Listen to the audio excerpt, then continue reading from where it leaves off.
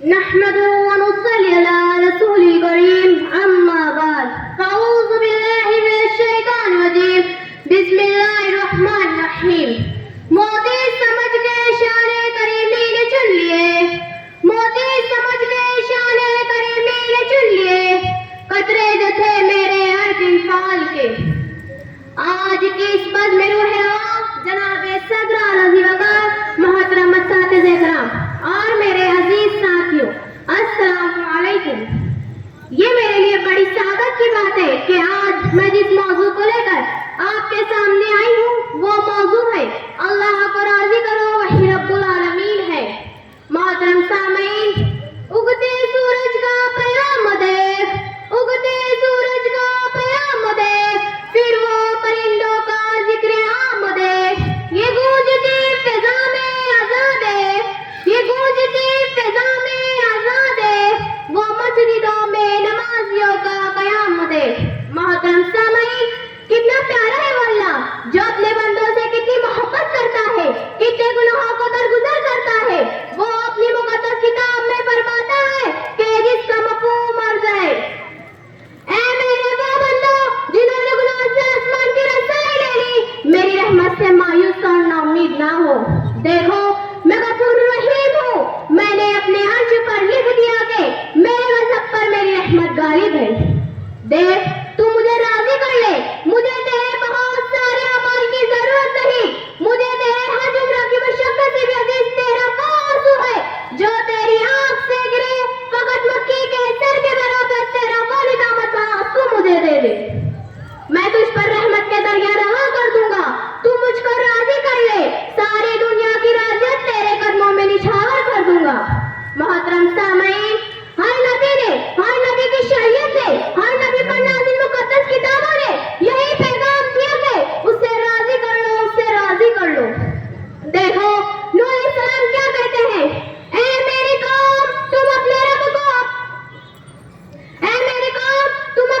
سے اپنے گناہ بخشا لو، اسے راضی کر لو، وہ تمہیں باغات دے گا، کھیت کھلیان دے گا، دولت دے گا، تمہاری طاقت بڑھا دے گا، اس سے راضی کر لو وہی رب العالمین ہے.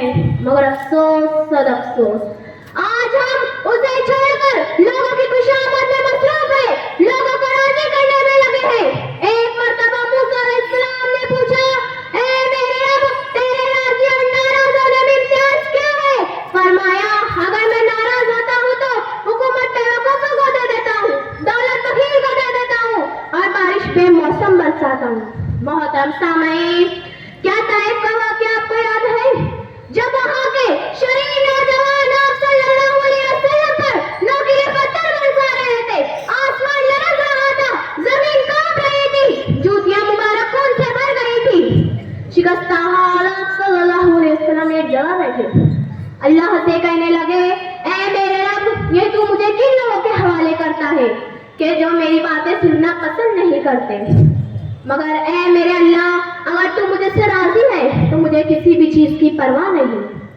محترم سامعین، ہمارے لیے کتنا بڑا سبق ہے ان حالات میں کہ بدن چھلے ہے، لہو لعان ہے، مگر اللہ کی رضا کو محفوظ رکھا اور ہم تمام نعمتوں میں رہ کر بھی اللہ کی رضا کا خیال نہیں رکھتے.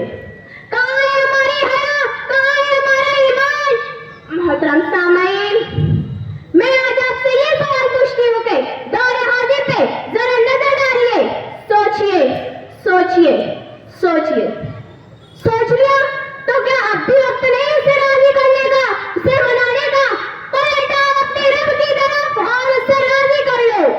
محترم سامعین، چلو چلتی ہوں، ہاں مگر میرے سوالوں پر غور کرنا، مجھے آپ کا جواب مطلوب ہے.